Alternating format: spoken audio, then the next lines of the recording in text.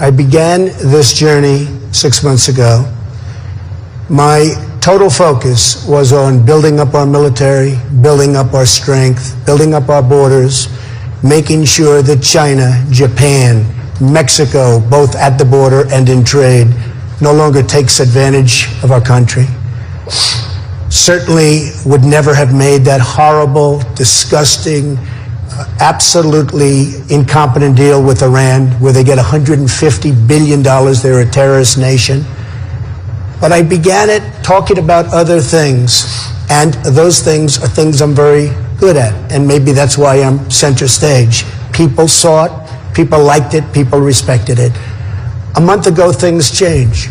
Radical Islamic terrorism came into effect even more so than it has been in the past. People like what I say, people respect what I say, and we've opened up a very big discussion that needed to be opened up. Thank you very much.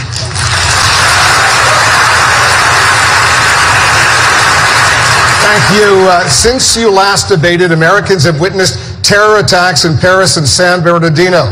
The FBI director says the country now faces the greatest terror threat since 9/11. You all have different approaches to keeping the country safe, and that will be the focus of tonight's debate.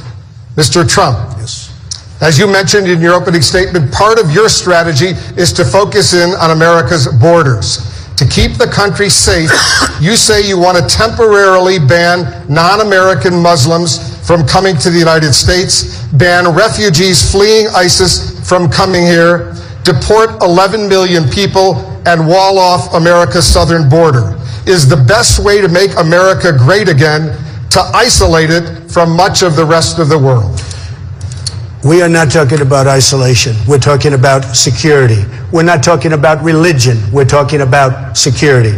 Our country is out of control. People are pouring across the southern border. I will build a wall. It'll be a great wall. People will not come in unless they come in legally. Drugs will not pour through that wall. As far as other people, like in the migration, where they're going, tens of thousands of people having cell phones with ISIS flags on them, I don't think so, Wolf. They're not coming to this country. And if I'm president, and if Obama has brought some to this country, they are leaving. They're going. They're gone.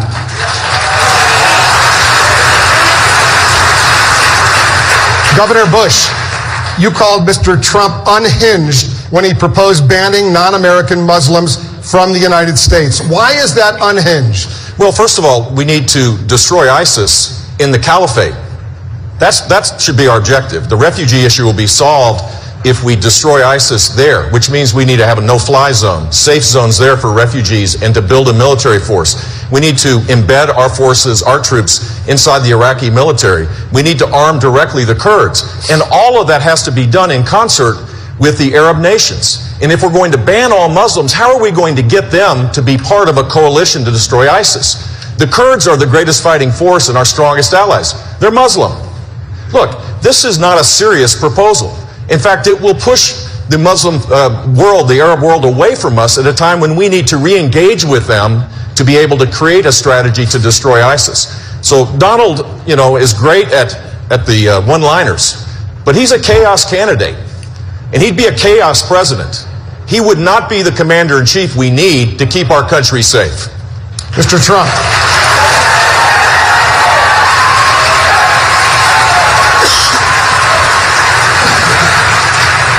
Jeb doesn't really believe I'm unhinged. He said that very simply because he has failed in this campaign. It's been a total disaster. Nobody cares. And frankly, I'm the most solid person up here. I built a tremendous company, and all I want to do is make America great again. I don't want our country to be taken away from us, and that's what's happening. The policies that we've suffered under other presidents have been a disaster for our country. We want to make America great again, and Jeb, in all fairness, he doesn't believe that. Look, he mentioned me. I can talk. This is the problem. Banning all Muslims will make it harder for us to do exactly what we need to do, which is to destroy ISIS. We need a strategy. We need to get the lawyers off the back of the war fighters. Right now, under President Obama, we've created this the standard that is so high that it's impossible to be successful in fighting ISIS. We need to engage with the Arab world to make this happen. It is not a serious proposal to say that to the people that you're asking for their support, that they can't even come to the country to even engage in a dialogue with us. That's not a serious proposal. We need a serious leader to deal with this, and I believe I'm that guy. Senator Rubin, you recently suggested closing that internet up, those were your words, as a way to stop ISIS from recruiting online. Are you referring to closing down actual portions of the internet? Some say that would put the U.S. in line with China and North Korea. Well, look, this is so easy to answer. ISIS is recruiting through the internet. ISIS is using the internet better than we are using the internet, and it was our idea.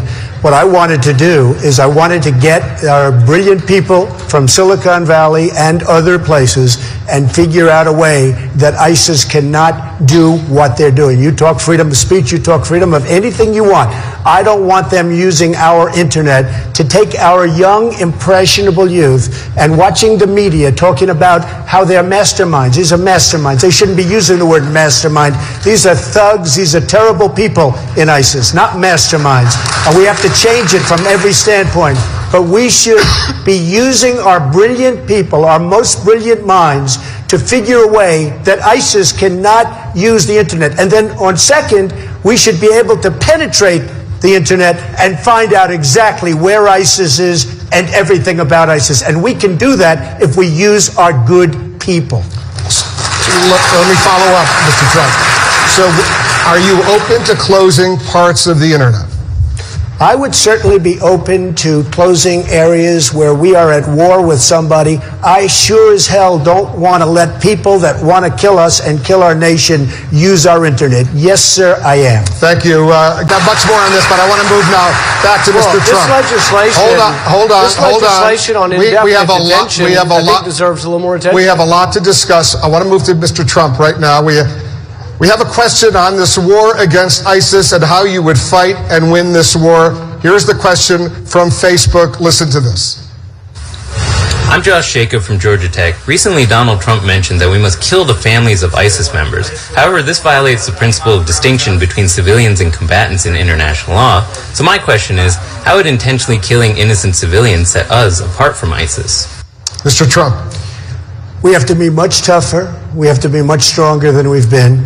We have people that know what's going on. You take a look at just the attack in California the other day. There were numerous people, including the mother, that knew what was going on. They saw pipe bombs sitting all over the floor.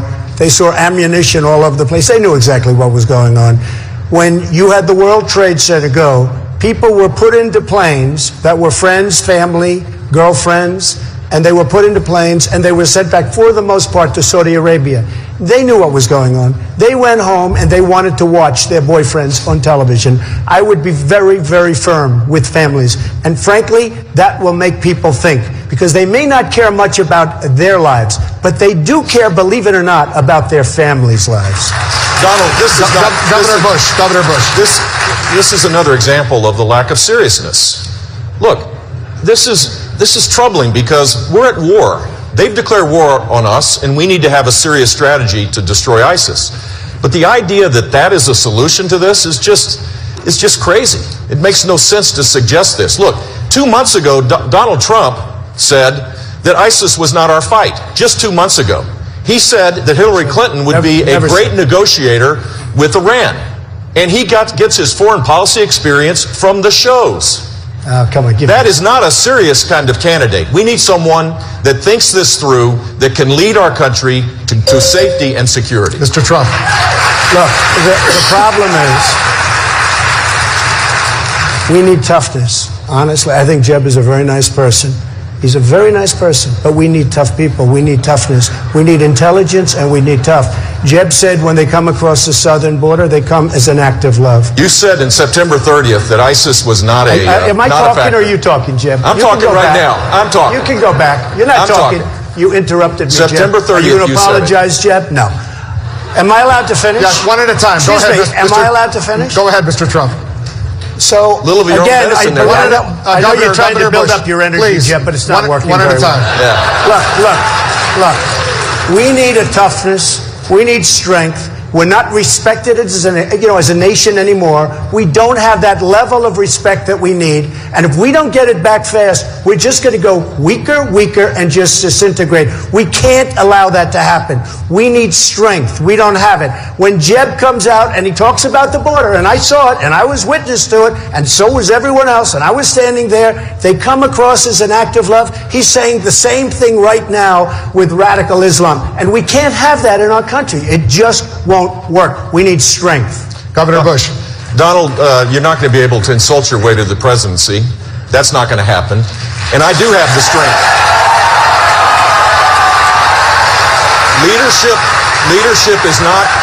Leadership is not about attacking people and disparaging people. Leadership is about creating a serious strategy to deal with the threat of our time.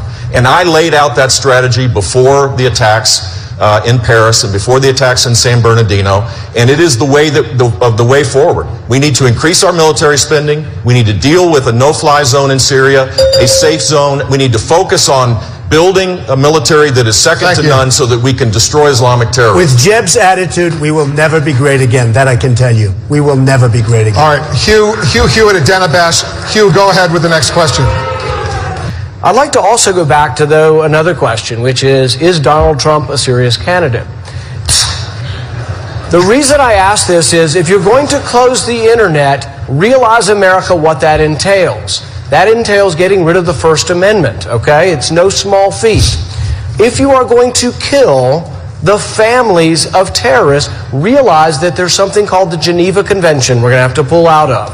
It would defy every norm that is America. So when you ask yourself, whoever you are that think you're going to support Donald Trump, think, do you believe in the Constitution? Are you going to change the Constitution? So they can kill us, but we can't kill them. That's what you're saying. And as far as the internet is concerned, I'm not talking about closing the internet. I'm talking about parts of Syria, parts of Iraq, where ISIS is, spotting it. Now, you could close it. What I like even better than that is getting our smartest and getting our best to infiltrate their internet so that we know exactly where they're going, exactly where they're going to be. I like that better. But we have to... Who would be... I just can't imagine somebody booing. These are people that want to kill us, folks. And you're objecting to us infiltrating their conversations? I don't think so. I don't think so. Senator Paul. Mr. Trump, are Americans safer with dictators running the world in the Middle East? In my opinion... Go ahead, Mr. Trump. In my opinion, we've spent $4 trillion trying to topple various people that, frankly, if they were there and if we could have spent that $4 trillion in the United States to fix our roads, our bridges, and all of the other problems, our airports, and all of the other problems we have, we would have been a lot better off. I can tell you that right now. We have done a tremendous disservice, not only to the Middle East, we've done a tremendous disservice to humanity. The people that have been killed, the people that have been wiped away, and for what? It's not like we had victory. It's a mess. The Middle East is totally destabilized, a total and complete mess. I wish we had the $4 trillion or $5 trillion. I wish it was spent right here in the United States on our schools, hospitals, roads, airports, and everything else that are all falling apart. Thank you. That is exactly what President Obama said. Go ahead. That's exactly what President Obama has said. I'm amazed to hear that from a Republican presidential candidate. But let's just start with who got it wrong. Who really got it wrong? Hillary Clinton has gotten every foreign policy challenge wrong. The gimmicky red reset button with Vladimir Putin. Recall that she called Bashar al-Assad a positive reformer, and then she opened an embassy. And then later she said over and over and over again, Bashar al-Assad must go, although she wasn't prepared to do anything about it. Recall that Hillary Clinton was all for toppling Muammar Gaddafi, then didn't listen to her own people on the ground. And of course, when she lied about the terrorist attack in Benghazi, she invited more terrorist attacks. Thank you, Mr. Trump. Well, there's nothing to respond to. People feel differently. I mean, the fact is Benghazi was a disaster because of Libya. Everything just fell into place. It could not have been worse. What do we have now? We have nothing. We've spent $3 trillion and probably much more. They have no idea what we spent. Thousands and thousands of lives. We have nothing. Wounded warriors all over the place who I love. We have nothing for it. And by the way, and Ben said, and correctly, and I'm not saying this is a knock, because this is one of the finest men. You're not going to find a finer man. But I've been talking about oil for 3 years. I've been saying, take the oil, take the oil. I didn't say just bomb it. I said take it and use it and distribute it so that the wounded warriors and people. But I've been saying this now for many years. Now, all of a sudden, everybody's saying take the oil. It wasn't so fashionable to take the oil 6 months ago. I've been saying it for years. Dr. Carson, is the Middle East... Mr. Trump, yes. We are talking about the most important thing. That's why it's heated. And you're okay with Mr. Assad staying in power, but you're also in favor of winning. If he stays in power, Iran is winning. Hezbollah is winning. Iran is winning in Yemen. They are winning everywhere. If they're winning, how can we be winning? I think Assad is a bad guy. Very bad guy. All right? Lots of people killed. I think we're backing people. We have no idea who they are. The rebels. We call them the rebels. The patriotic rebels. We have no idea. A lot of people think that they're ISIS.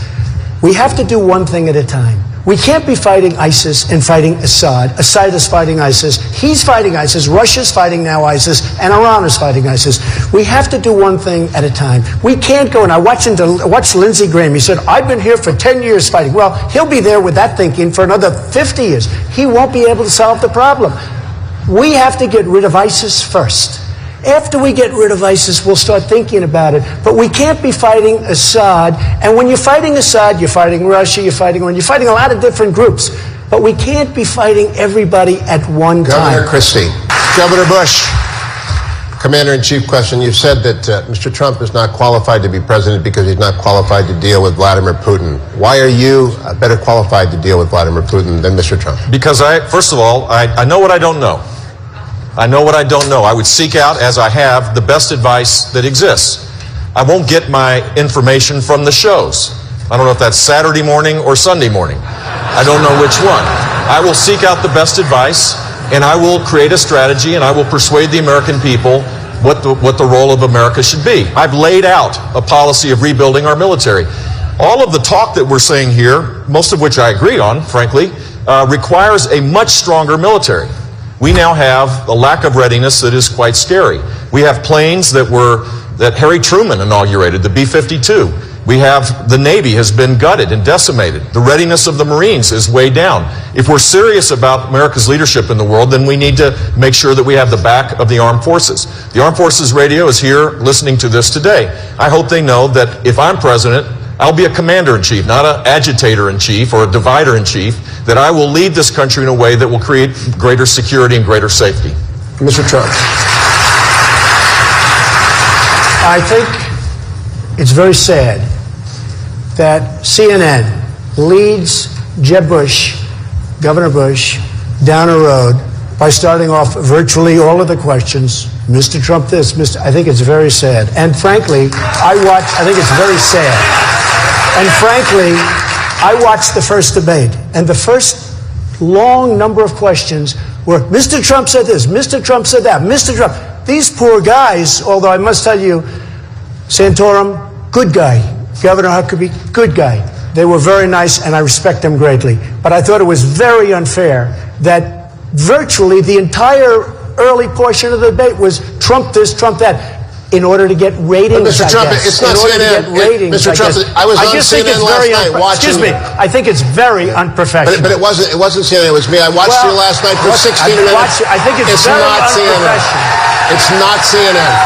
It's America's watching you. Okay, fine. It's America's watching. So I was mentioned, so I can bring up something. I think, right? Look, the simple fact is, if you think this is tough and you're not being treated this fairly, isn't tough and easy. Imagine what it's going to be like dealing with Putin or dealing with President Xi. or dealing with the Islamic terrorism that exists. This is a tough business to run for president. I know, you're a tough guy, Jeb. And we need to have a leader that is real principled. tough. You're never going to be president of the United States by insulting your way to the presidency. Let's see, I'm at 42 and you're at 3, so Doesn't far matter. I'm doing better. Doesn't matter. So far I'm doing better. You know, you started off over here, Jeb. You're moving over further and further. Pretty soon you're going to be off the end. This doesn't do a thing to solve the problem. One at a time. It sounds more. Hugh, go ahead. It sounds more and more at risk. And I tell you, if I'm elected president, we will secure the border. We will triple the Border Patrol. We will build a wall that works, and I'll get Donald Trump to pay for it. I'll build it. Dana. Thank you. Senator Rubio, please. Mr. Trump, Problem and secure the border. Mr. Trump, you like to say that you restarted this conversation in the campaign. I think I did. So who do you side with? Who do you side with in this? Senator Rubio or Senator I have Cruz? a very hard-line position. We have a country or we don't have a country. People that have come into our country illegally, they have to go. They have to come back in through a legal process. I want a strong border. I do want a wall. Walls do work. You just have to speak to the folks in Israel. Walls work if they're properly constructed. I know how to build. Believe me, I know how to build. But I feel a very, very strong bind, and really I'm bound to this country. We either have a border or we don't. People can come into the country. We welcome people to come in, but they have to come in legally. Thank you. It's Governor Bush. Yeah. Mr. Trump, Dr. Carson just referenced the single most important job of the president, the command, the control, and the care of our nuclear forces. And he mentioned the triad. The B-52s are older than I am. The missiles are old. The submarines are aging out. It's an executive order. It's a commander-in-chief decision. What's your priority among our nuclear triad? Well, first of all, I think we need somebody absolutely that we can trust, who's totally responsible, who really knows what he or she is doing, that is so powerful and so important. And one of the things that I'm frankly most proud of is that in 2003, 2004, I was totally against going into Iraq because you're going to destabilize the Middle East. I called it very strongly, and it was very important. But we have to be extremely vigilant and extremely careful when it comes to nuclear. Nuclear changes the whole ballgame. Frankly, I would have said, get out of Syria, get out. If we didn't have the power of weaponry today, the power is so massive that we can't just leave areas that 50 years ago or 75 years ago, we wouldn't care. It was hand-to-hand combat. The biggest problem this world has today is not President Obama with global warming, which is inconceivable. This is what he's saying. The biggest problem we have today is nuclear proliferation, and having some maniac, having some madman go out and get a nuclear weapon. That's, in my opinion, that is the single biggest problem that our country faces. Of the three legs of the triad, though, do you have a priority? Because I want to go to Senator Rubio after that. I think to me, nuclear is just the power, the devastation is very important to me. Senator. Mr. Trump, just this weekend you said Senator Cruz is not qualified to be president because he doesn't have the right temperament and acted like a maniac when he arrived in the Senate. But last month, you said you were open to naming Senator Cruz as your running mate. I did. So why would you be willing to put somebody who's a maniac one heartbeat away from the presidency? But I've gotten to know him over the last 3 or 4 days. He has a wonderful temperament. He's just fine. Don't worry about it. Okay.